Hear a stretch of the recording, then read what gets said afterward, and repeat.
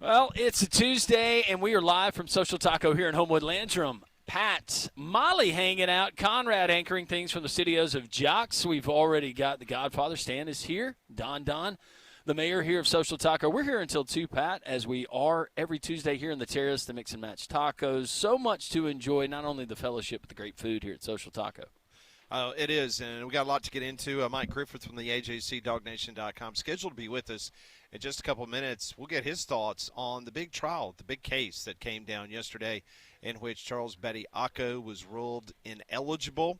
That is not a big surprise. Also, later on in the program, we will talk to Nick Kelly, who covers the Alabama Crimson Tide. He was in the courtroom on Friday. We'll get what his thoughts were with the ruling. Martin Newton, who is the athletics director at Samford University, he is also a member of the NCAA Men's Basketball Committee. Actually, he's the vice chair. Next year, he will take over the full chairmanship from the Sunbelt commissioner, who is the chairman this year. So, needless to say, a lot of questions about how Alabama is going to be viewed now moving forward with Bediako and Alabama going 3-2 with him at the helm, and we'll talk to Dimitri Ravenos. So no big surprise, to be completely honest, in regards to the decision that came down yesterday. Yeah, and the more that, and you described it yesterday, Pat, that you learn about Judge Pruitt and kind of his record there on the bench and how he's ruled in the past. A lot of people thinking that, you know, the kind of the conservative mindset, he was not going to be the one that put himself out there and was going to be the judge that was referenced in years to come when people go back and they revert to this case and what the implications could end up being. We don't know that. But felt like when Greg Sankey came out, he made the statement that he did. Maybe he had an idea that it was trending this way, and that was icing on the cake to put out that statement, because it certainly resonated across college athletics. When Greg Sankey put out that statement, that's not something we've seen from commissioners this day and age, because everybody's trying to protect their own. Well, one thing's for sure, Greg Sankey is a calculated individual, and once you saw that he put his name on an affidavit, you felt like, you know what, he's not used to be on a losing side of things. I think that he had the right horse he was going to bet on, and that was the side of the NCAA. And, of course, yesterday the plaintiff failed to meet the first 3 elements required in order of the court to ensue a preliminary injunction. So that's what the judge said yesterday. Well, I go back to, I don't know how many Alabama fans. There were Alabama fans that I talked to, and you did as well. We heard from some of them here on the show that thought that this was absurd. But that's what college athletics has become. When we talk about college athletics now, most of the time we're talking about the absurdity that is college athletics and how upside down it is. I think that the Charles Bediako case, with as much attention and as many eyeballs that were tuned into it here nationally, this is going to be a positive moving forward for not only college basketball, maybe, though, for college athletics, because we start identifying some of these gray areas and these areas like pro players from Europe, whatever the case may be. But I maintain that the biggest issue here was the NFL draft. It was the NFL draft. It's the sport of college football, and having guys that might have been on a practice squad. Maybe they signed a contract. Things didn't work out. We know how it goes in the league. And they come back and they play a year as a mercenary at a school. I think that probably was the bigger issue that was percolating in the minds of those like Greg Sankey. All right, so Bediako is off the court. He averaged 10 points, 4.6 rebounds, 1.4 blocks. Played about 22 minutes a game for Alabama in his 5 games. Nate Oates last night on his radio program, Hey Coach, he said he was super disappointed in the whole thing. I thought the courts would see the inconsistency in the rulings. Oates went on to say, we've got to turn our focus back to the guys that are going to be on the floor, and we've got some very capable players that we've won a lot of big games before, won some big games before Charles got here. He continued to say, we're going to have to go back, play a little small ball. When Aiden Sherrill is not in, we'll figure it out. That's what coaches are here for. Yeah, and he's right. And I guess maybe the saving grace or the silver lining would be that you didn't start the season. You played the majority of your games without Charles Bediako. It changes a little bit, but as we all discussed prior to him playing his first game and his return to Alabama, we didn't view them as a Final Four team without Charles Bediako. Didn't view them as a Final Four team with Charles Bediako. But, yeah, it'll change. But Alabama, as long as they're shooting the ball well, they're probably going to be okay. All right, so that's the big story. Bediako and Alabama, they lose a home game in the Tuscaloosa court to the NCAA. Mike Griffith joins us now from the AJCDogNation.com. Mike, your 30,000-foot view of what happened yesterday as Charles Bediako is ruled ineligible.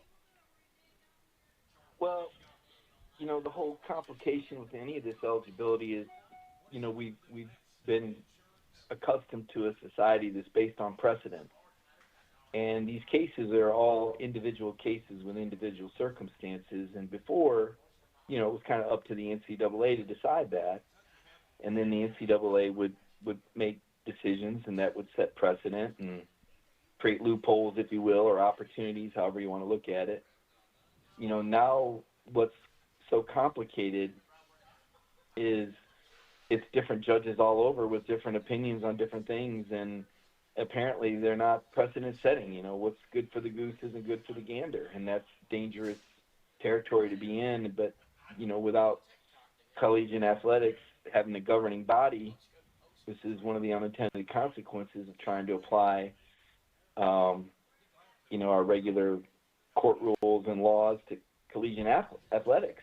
There's no real oversight committee. It kind of varies from one place to the next, and certainly that's going to provide some competitive advantages or put people at competitive disadvantages. And, what's interesting about it is, you might say theoretically, the SEC's trying to do the right thing here. Greg Sankey's trying to do the right thing, but in quote-unquote doing the right thing, I use quotation marks because that's up for discussion and debate, is he putting his own conference at a disadvantage because other leagues aren't taking these steps?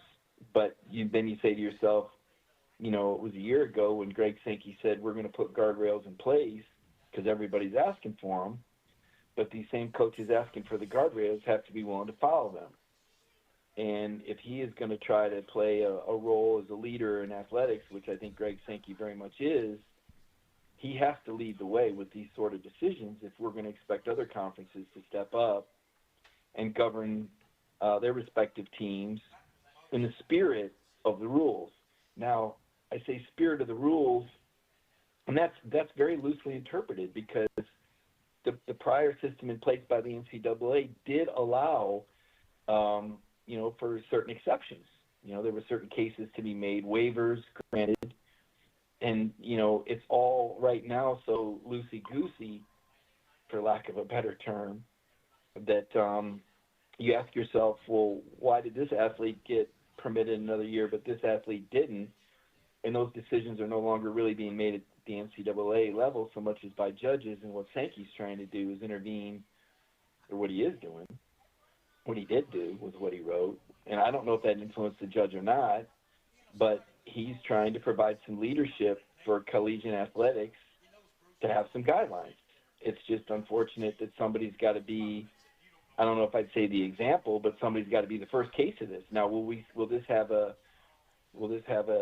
trigger effect? Will we see this happen in other places? I don't know the answer to that question. But these are the days and times we're in, and it's got to be frustrating and maddening for coaches and players and fans. This particular case, and you might have answered it, Mike, but for Greg Sankey to put that statement out as a part of that affidavit, we've seen other cases. You got a case going on with Aguilar right now. Diego Pavia, he has challenged the court system. We did not see, that I can remember, any statements by Greg Sankey. Just guessing, because I'm not asking you to speak for Commissioner Sankey, but why do you believe that he felt it was so important to put his name on that affidavit? Well, it's accountability, and it's something that's lacking in collegiate athletics right now. And again, I think Commissioner Sankey's in a role where he's been a leader, and I think he has to set an example. You can't say one thing and do another. You can't ask people to make responsible decisions and operate in the spirit of NCAA rule and not be willing to do it yourself. And frankly, I've heard a lot of people say Commissioner Sankey on all this. And I think that my background with him is that he's someone that gathers as much information as he can before he says or does anything. He likes to slow play things, which is really the smartest way for any person to make a decision, is to get all the information in front of them and make an educated decision. And And that's kind of what I've seen him do on a lot of things. That's why we're going to have a 12-team playoff again, because based on what I know, there was a stipulation that the Big Ten wanted to have Commissioner Sankey essentially sign off on a 24-game playoff in 3 years or 2 years, and that was a stipulation to get in the 16-game playoff, and that's just not how he operates. He's going to, Commissioner Sankey's the kind of guy that says, hey, let's do this 16-team playoff and let's see how it goes, and let's gather information from it before we make that jump to 24. Let's see what the unintended consequences are. I mean, we saw things with the 12-team playoff that we didn't anticipate, and we saw adjustments that had to be made quickly after 1 year. And who knows what 16 would bring. And we really don't know the answers to those questions. We don't know what a 9-game season is going to do to these SEC teams. We already know an 8-game season's proved very challenging with the championship game and with the NIL impact in the Big Ten and how it's helped make some of those schools more competitive. The television contract money has made the Big Ten more competitive. So that's why Commissioner Sankey took his time, and I believe, on the playoff and didn't get too far out in front of his skis, so to speak. Now, the eligibility is kind of a different animal, but if you apply the same logic, we have to take a look at the landscape and ask ourselves, and again, I'm not speaking specifically to Alabama's case, but that is the case in the spotlight. But is college athletics kind of losing its meaning and what it's all about? Yes, right now in the short term and immediate impact is for Alabama basketball right now. But from a 10,000-foot view, does this provide opportunities for high school athletes that if we don't reverse this current trend they wouldn't normally have? Does this change the nature of what it means to be a scholarship athlete if you can go into a professional career and come back? I think we have to take a hard look at our international players next, and I think we have to look at age guidelines as well. I don't think it's cool to have 17-year-olds going up against 25-year-olds, especially when we're seeing more 24 and 25-year-olds and less 18 and 19-year-olds on the competitive playing field. So there's a lot to this that goes well beyond Alabama basketball. It's just right now that's the program that's the most affected. Mike Griffith joins us for a couple more minutes here on Three Man Front. Joins us every Tuesday on the Higginbotham Hotline. Well, my next question, kind of leading into what you were talking about, the college football playoff, the people that you talk to around the league, do you sense that there's some buyer's remorse, at least on the coaching front, that they agreed to the 9 conference games, especially now that we know that we're going to stay at 12 at least for another year? I don't know that the coaches agreed on that. I think the presidents and the athletic directors did. I think the coaches were pretty vocal that they did not want to go to 9 games last spring at the spring meetings, and I think this decision was made later after the presidents and athletic directors met with the commissioner, and they saw the picture a little differently. I think that 12-game playoff, I think they'd like a 16-game playoff more, and I think they'd like a 24-game playoff even more, because for them, it's job security. And, we've seen half the schools in the SEC made coaching changes in the last year. I mean, that's an unbelievable amount, but now they've made making the playoff kind of that's kind of the goal now, right? Playoff or bust. If you didn't make the playoff, it's not a successful season. Well, that's ridiculous. When you've got 132 teams and you're one of the 12, that's a pretty elite. To say if you're not in the top 10%, you're going to lose your job or you didn't do a good job, especially when you take into consideration the competitive balance of the league and the attrition that occurs when you're playing 4-quarter games in a deeper league versus maybe you look at the Big Ten and you look at Indiana's schedule and ask yourself how many games did they really go deep in the 4th quarter?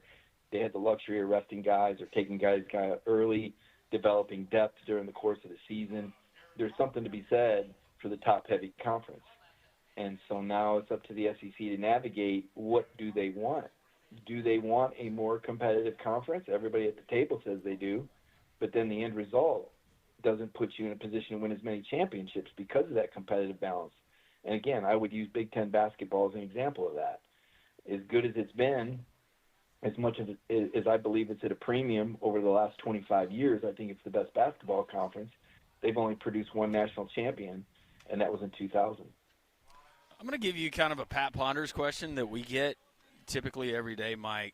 You got two Georgia grads that have won at the highest level. Kirby Smart, college football playoff national championships. Now, Georgia grad Mike McDonald, he's a Super Bowl winning head coach. Which one is more likely to cross over into the other's realm? Would that be Mike McDonald coming to the college game, or would that be Kirby eventually taking it to the NFL?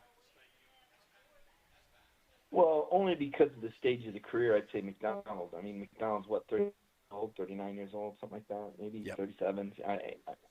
And Kirby's 50. I think he's going to be 50 if he's not already, 49, 50 years old. And Kirby's 10 years into his head coaching career, and McDonald's 2. You know, my timeline for Kirby Smart would be, maybe 5 to 10 more years. And so McDonald looks like if he wants a 20-year career. So just because of those numbers, and also, I don't take anything away from Mike McDonald's achievements. We talked about it last week. I think we talked about, I told you, I think I talked to T. Martin about him and some other people. I talked to the linebackers coach in Seattle. Kind of understand what he's done, and I give him a ton of credit for going in there and in 2 years building a Super Bowl winning team. But a lot of that structure was already, a lot of those players were already in place. Now he's had to tweak it and do some scheme things, and frankly, I mean it's had to fire Ryan Grubb. Yeah. Well, I don't know that he had to fire Ryan Grubb, but I think that it looks a lot like what Georgia does. And it's not the most exciting team in the world, frankly. I mean, it's probably one of the least dynamic Super Bowl winning teams I've ever seen. But you can't deny the efficiency that the Seahawks played with and the game plan. I mean, how systemic and well scouted, and they bored you to tears, but they beat you to death. And sometimes that's been the case with Georgia football, of late especially. All right, Mike, we are getting teased because it's about 70 degrees today in Birmingham. I'm sure it's the same way over in Athens, which means it's going to be even more beautiful down on the beautiful white sand beaches of Gulf Shores, Mardi Alabama. Gras. When is Mardi Gras? Is that right now? It's Fat Tuesday. Is that Is that today? It might be today. I don't know. No idea. Yeah, it's an amazing time. We do have some vacancy this month down at the Gulf Shores Getaway Beach Condo. It's beautiful. March is pretty full. April's pretty open. Some dates available in May. June and July, not much left. August, September. But if you want to check out those 32 miles of Alabama coastline, you guys have been down there. It's beautiful. The beaches are fantastic. The community's outstanding. The Fort Morgan Pier in and of itself is like a nature preserve. I see, dolphins jumping out of the water and cranes, and it's beautiful down there. And I think it's awesome that Alabama has those beaches, and the people that are in Gulf Shores and Orange Beach, there's a lot of community pride, and they really take great care of it. It's really clean. It's a family-friendly environment. I enjoy being down there. If it's a place you think you want to go, you can check out our Instagram, Gulf Shores Getaway AL. This is year 2 for me, and I've, a lot of repeat customers and people that like it. It's a good place to take your family, and certainly there's a lot of lodging options down there, but, I'd like to think there's some personalization for anybody that follows us on Instagram. We do direct bookings. I think everybody that's, booked in an Airbnb understands that, or a VRBO, that there's fees associated if you book through the Airbnb or the VRBO, and certainly you're welcome to do that with this property. But if you contact me directly, I can shave off a lot of those fees and do it for less. And through our relationship, we've been able to do that for some folks. Is the weekly or nightly rate, is that higher during hatching season down on the Gulf Coast? Sea turtles, hatching season is May through October. It's a big time. Yeah, it is. You're getting into the peak season. Right now the rates are pretty lower compared to what they were, what they are in the summertime. Obviously there's more demand when it's 90 degrees, but I'll tell you, having just been down there in January myself, I enjoy that. Now I'm not getting in the water per se to swim, but I don't know how much of that I really do anyway. I kind of like the beach. I like. You got a great pool right there, about 20 feet off your deck. Yeah. Wow. Sit in the pool. Yeah. Well, just sit out in the lawn. You pee in the Gulf. You sit in the pool. Yeah. listen to WJOX and That's right. read AJC.com or Dog Nation and read about your favorite teams or teams you hate the perfect. most or whatever. Hey, you need to cover the beach volleyball championships there in Gulf Shores early May. You just tell Dog Nation you're down there on assignment. I'm sure they'll fully go behind that. I mean, Does Georgia have a beach volleyball team? No, I don't think so. They don't? Okay. I mean, we do have, that's SEC baseball season, and that's when, we're getting ramped up for Hoover and, what baseball teams in the league are potentially going to go to the World Series. Last year was a bit of a dud for the SEC, if you remember. I was a little surprised how it ended, as strong as they were rated during the regular season. A lot of those teams kind of flamed out, Georgia included. Georgia didn't even make the super regionals in baseball. It's pretty fascinating, but which speaks to the level of balance in college baseball. I don't know, what the appetite is for baseball in the state of Alabama. When I was there in the 90s, Jim Wells took Alabama to the World Series. Auburn was rocking with Tim Hudson. There were good times, but I don't know where those programs are right now or what the anticipation level is. Well, Auburn is a top 5 program this year. Alabama on the cusp of top 25. So yeah, there's a lot of hope for both programs. Mike, always a pleasure. Thanks so much for joining us. One Tuesday, you're going to have to come over here and let us buy you some tacos here at Social Taco. That'd be fun. Oh man, I am all about tacos. So I will take you guys up on that offer. I appreciate it. Thank you. All right, sounds good. Thanks, Mike. Appreciate it very much. That's Mike Griffith from the AJC. DogNation.com. He was on the Higginbotham Hotline. Use their solutions that are built for you. Higginbotham is your one-source solution for insurance, financial, and HR services. We're live at Social Taco in Homewood. We've already got 4 or 5 folks already up here on the Taco Terrace, so you can join the fun today on this special Taco Tuesday. Pat, Landrum, Molly, we're live here. Conrad back high atop Red Mountain. We're getting ready for some. That's his favorite event, minus, if you put one more human being on that thing. The luge. Is this the female luge? Well, yeah, it's got to be the male luge. That's what he likes. But, yeah, Conrad, your event is on, kind of. Summer Bridge. I'm not watching Landrum, remember? Summer Bridge. Oh, yeah, I was informed that you were not watching anything because you adding to your list of things you're not. I would just say Pat sent me a picture of some of the coverage this morning, and it made me feel very good about my decision to not watch this. Well, one in particular, she deserves to be out in the middle of nowhere, freezing her butt off, covering something. Okay, thank you. I think we're on the same page here. Yeah. Yeah, y'all are. Y'all are. All right. More three-man front. We'll talk to Nick Kelly coming up at the top of the hour. Also next hour, Martin Newton, the athletics director for Samford University, also a member of the men's basketball committee. He'll join us next hour here on Jocks.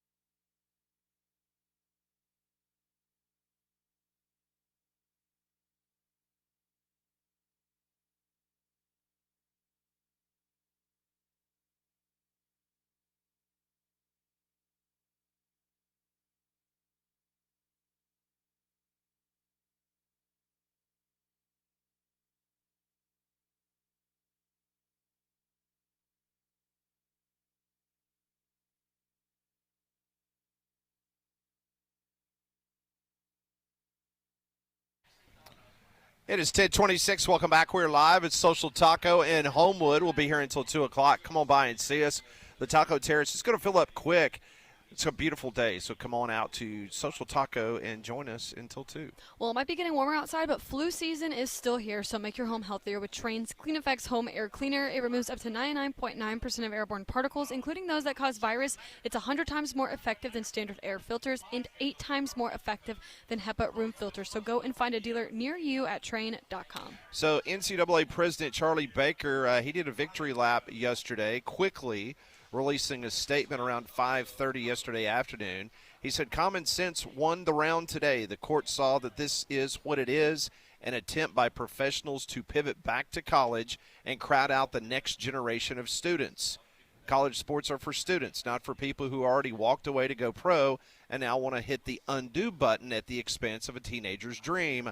While we're glad the court upheld the rules our members actually want, one win doesn't fix the national mess in state laws. It's time for Congress to stop watching from the sidelines and help us provide some actual stability." Mr. Baker, I would love to be in a room with you and debate the fine points that you just brought up about college sports are for students, not for people who already walked away to go pro and now want to hit the undo button at the expense of a teenager's dream. Let's talk about that teenager's dream. Let's talk about what has happened to the high school football player. I can speak for this because I'm around high school football players every single week in Birmingham, and I can tell you right now that I've seen a lot of top talent, Landrum, that was unable to be given the opportunities that they were given 3 or 4 years ago before the transfer portal and before NIL, because now schools want upperclassmen. Now, unless you are a 5-star, yes, schools will take you immediately out of high school. Or just an unbelievable athlete that everybody missed on. But don't give me this horse you-know-what when it comes to being about the young student athlete that is coming out of high school. Because these high school football players right now, these 3 and 4 stars that would back in the day have an opportunity to go to a school and develop, they got the measurables, but maybe they just haven't grown into their body yet, or maybe they haven't been with a nutritionist or the right type of workout personnel, whatever the case may be. They're not getting the opportunities that they used to. So where's Charlie Baker defending those kids? Where are you defending the kids? Because you got European basketball players that are making money, that are coming over to the United States, and they're taking roster spots. Look at Arizona's roster last night that played at Kansas. Yeah. I mean, come on. This is just – it is so contradictory of what you were trying to sell to people. It's hypocritical. It's ridiculous. And that's the only thing that Charlie Baker – and I hate to use the word hide, but that's the only thing that he can stand on is that's the easy grab, right? That's the low-hanging fruit. And to some degree, yes, it does take away. But so does everything else that you just mentioned, Pat, and that's what's the whole ball of wax. Let's let Diego Pavia play 7 years, or Trinidad Chambliss play for 6 years. Are we going to talk about the scholarships that you were unable to award at Vanderbilt or Ole Miss because those guys get extra years of eligibility? Yeah, it is hypocritical. I'll say this, though. I don't think we're going to have a whole lot more of these cases, not only because of what just happened to Charles Bediako, but now if you're a 7-footer at a Power 4 school, and he couldn't go back in time, and I'm sure that Bediako has a lot of regrets, but with the amount of money that is being paid to guys like Janai Broom to come back to play a final season instead of being maybe an early to mid-second round guy, if you're a fringe guy or you really better trust the advice that you're getting now to go and to leave, because right now college players got it pretty good. And I find it hard to believe that Charles Bediako, if he went back in time, what kind of money would he be getting right now to play a season of basketball as a 7-footer? Yeah, a little bit different. Yeah, they don't grow on trees. So, again, so much reform, guardrails, it's the same old song and dance. But, yeah, you're right. I found some of it to be disingenuous to just cite that one particular. I would have liked to have seen, and we need to take a deeper dive and a look at some of these other gray areas that not only lie in college basketball but college athletics. We will continue on. We will take your text messages. The Courtesy GMC text line The number is 205-834-9450, 1-800-239-WJOX.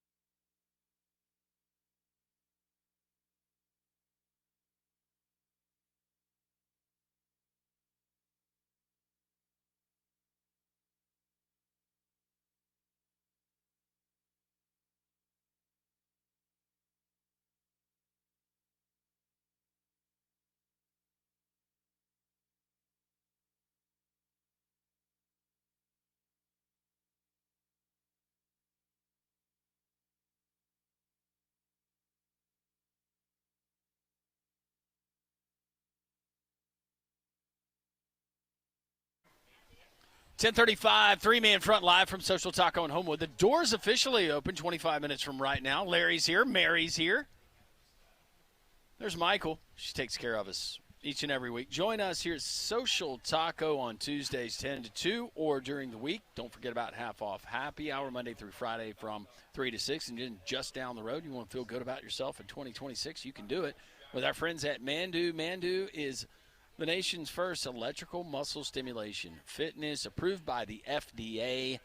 I'm going to just break it down for you. If you were like me and you got to the point in your life where you didn't want to spend hours in a gym per week for various reasons, you want to take care of it, you can do it in an efficient amount of time that's affordable, Mandu.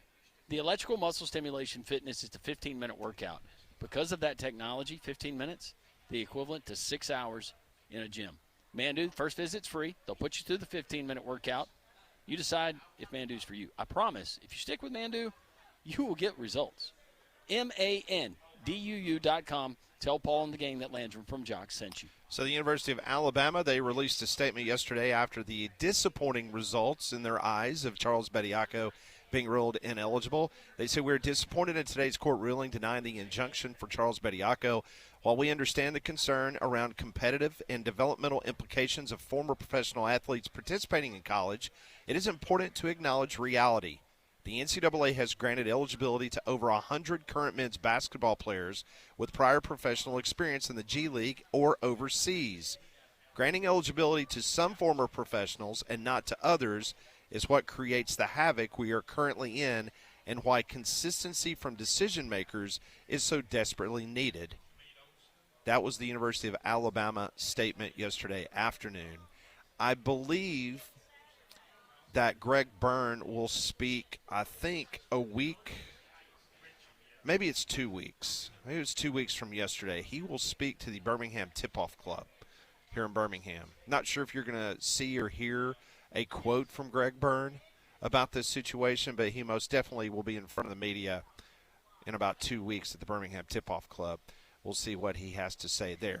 Now, one of the interesting angles to all this, John Rothstein, who covers college basketball for CBS Sports, he tweeted this out, and this really stirred a lot of emotions to a lot of different people.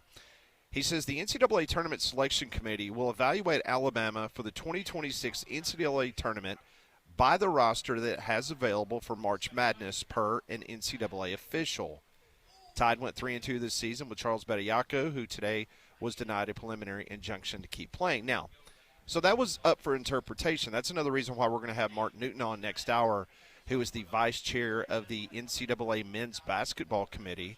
We'll ask him how Alabama will be viewed moving forward, because when folks saw that tweet, Landrum, a lot of people started speculating that Alabama was going to have to vacate those 3 wins that they had under Bediako, or the NCAA Tournament Committee would just forget about the 3 wins, including the one over the weekend against Auburn. There's only one problem with that. When have we known the NCAA to move in a rapid fashion to vacate wins? This is something that if it does come up, would come up 3 years from right now. I think with just the limited amount of time that we saw Charles Bediako, that's going to be a benefit. We'll get Martin Newton, but to me, and whether you're an Alabama basketball fan or not, I don't know how much it changes, unless you just want them to be deemed ineligible to participate in the tournament for using what you know is an illegal player, but he was told by a court that he could play at the time. I don't think it's that big of a deal. No, I mean he was legal. I mean right. Now I will say this from a semantics point of view, because I was listening to the morning show this morning with Conrad and Damian, and it got kind of lively. A lot of people were texting in. They were pretty upset that Alabama should forfeit those games that they won. So just to remind everybody, Bediako wanted to come back. So what did Bediako and Alabama do? They asked the NCAA for a waiver for him to be able to play. Same thing that Ole Miss is trying to do with Trinidad Chambliss. Well, just like Trinidad Chambliss, the NCAA told Alabama and Bediako, no, he's not eligible. Well, what did Bediako do? He got attorneys. They went to the Tuscaloosa court. They got a TRO, which then allowed Bediako to play until yesterday. So I know there's some semantics there, because some folks will say, well, he was an illegal player. Well, he wasn't an illegal player because they got a TRO from the court that made him eligible. Now, the NCAA originally said, no, you are not eligible, but then Alabama went to the court, or actually Bediako did, not Alabama, and he got the TRO. Well, and you got I'm not speaking for Martin Newton, and when he joins us, he can explain it, but you got basketball minds on that committee, and I trust this committee a lot more than I do the College Football Playoff Committee as a whole.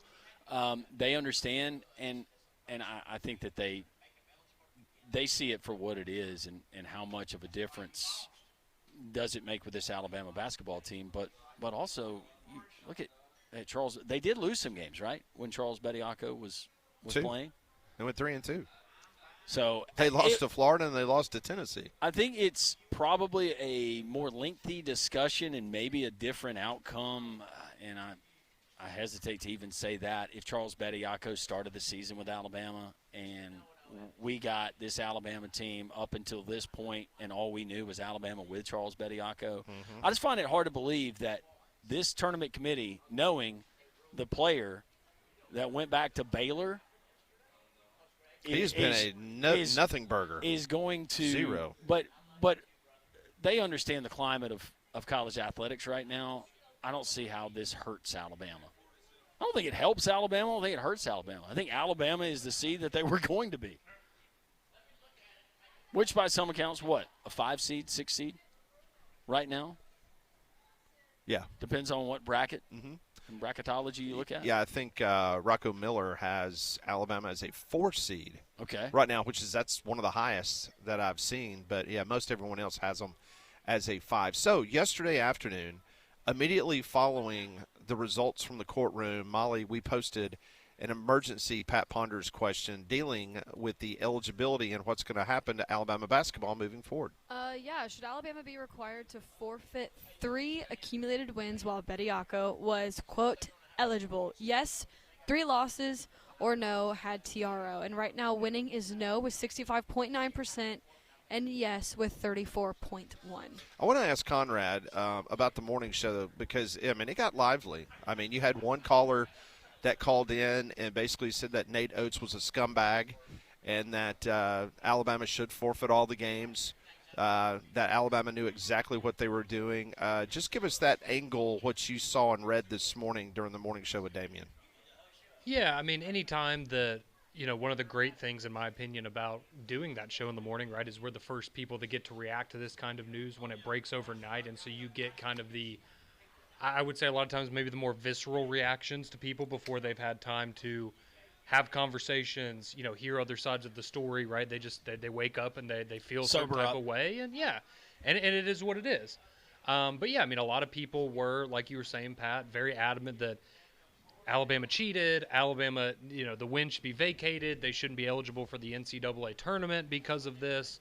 And then, obviously, as you mentioned, a lot of people taking shots at Nate Oates as well. So it's clear where a lot of people fall, and we're not surprised, right? If you're an Alabama fan with this, you probably have the agreement of, okay, it was great while it lasted, but we kind of knew that this was going to happen, so we move on. And if you're not an Alabama fan, you're furious because they won 3 games, and I get it. If you're an Auburn fan, you go, well, Bediako scored 12 points on Saturday. Alabama beat us by 4. If he doesn't play, maybe we win that basketball game. So I understand why other fan bases are upset. But at the end of the day, I would still tell you that every coach out there is doing whatever they can to give themselves a competitive advantage. And we can be mad at the system that allows these things to happen. But the reality is Alabama found a loophole, thought they could take advantage of it, and they did for 5 games, and now they're on the other side of it. Text line is open, 205-834-9450. A lot of your reaction. If you don't want to call into the show, easiest way to get in is to text it. And this question comes in, how long until Greg Sankey shows his face in Tuscaloosa again? I think it'd be fine if we went to Tuscaloosa.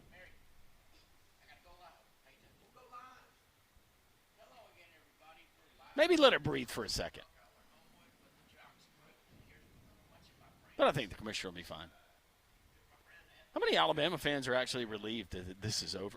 Listen, there was a lot of Alabama fans that did not want Alabama to even put him on the court. No, they texted into the show. Yeah. And I remember one listener said, look, I'm not going to be holding a protest sign outside of Coleman Coliseum, but I don't like it. But it is what it is. I'm still going to go to the game. This one says, hey, Collins from Pell City, will they now go after former G League players and European pros who are actually taking high school players' spots? That goes back to Charlie Baker and his statement. We still have to address the European professionals and why they look at that differently. I do want to hear that.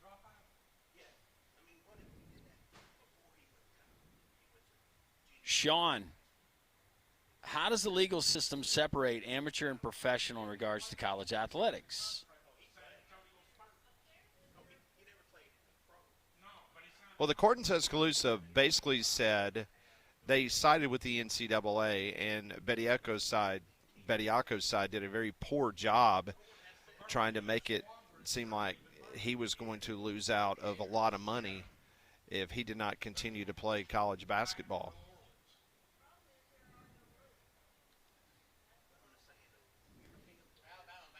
Does this not just go back and tell you, though, how fast we've moved and what is he, 2.5 seasons removed as far as NIL and the transfer portal and how much money guys are getting?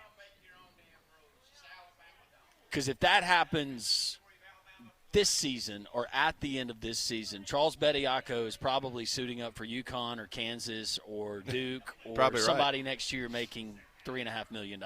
Yeah. A lot like Yaks. Thank you, Sean, for the question. And you're right. That's a great question. How do they do it since they're both getting paid? Everybody's getting paid now. Howie's on his way up. He said he just got off work. He's bringing gifts and quail eggs and kangaroo beef jerky. Molly loves kangaroo beef jerky. Yep. I don't think I've ever had kangaroo Joey beef jerky. I love beef jerky, though. She was just telling me during the break how much she wanted some kangaroo beef jerky. Well, who doesn't? I love beef jerky. Watching the speed skating, it makes me want jerky. Want some jerky. That's what I was doing at Rockefeller Center 2 Christmases ago. Oh. All right. Dylan from Jasper. What's the difference between an American G League player and a European professional player? Why can American players have the same rights? Why can they not? Again, I think that's what we all would like defined a little bit more clearly. Yeah. Why do you look at it differently? Is it because that there's a body of water that separates? I mean, a border did separate Bediako. He's from Canada, right? Or is it a situation where because Bediako decided to leave and declare for the NBA draft, and the NBA draft did not go like maybe he thought it was going to go, whereas the European players never signed anything, have never been in college and said that we're leaving our school to go to the NBA draft, and then, let me do an undo and come back. That is one part that I keep seeing quotes from coaches, active coaches, and that's the one thing that they go back to is he knowingly went, he signed a document kind of reinforcing, hey, do you realize what you're doing? And that's what they're going back to. But they got to address the European situation. At least put parameters on it or clarification on why they look at it differently. Agree, Texas A&M is on a TRO right now. Bama has wins over St. John's and Illinois without Bediako.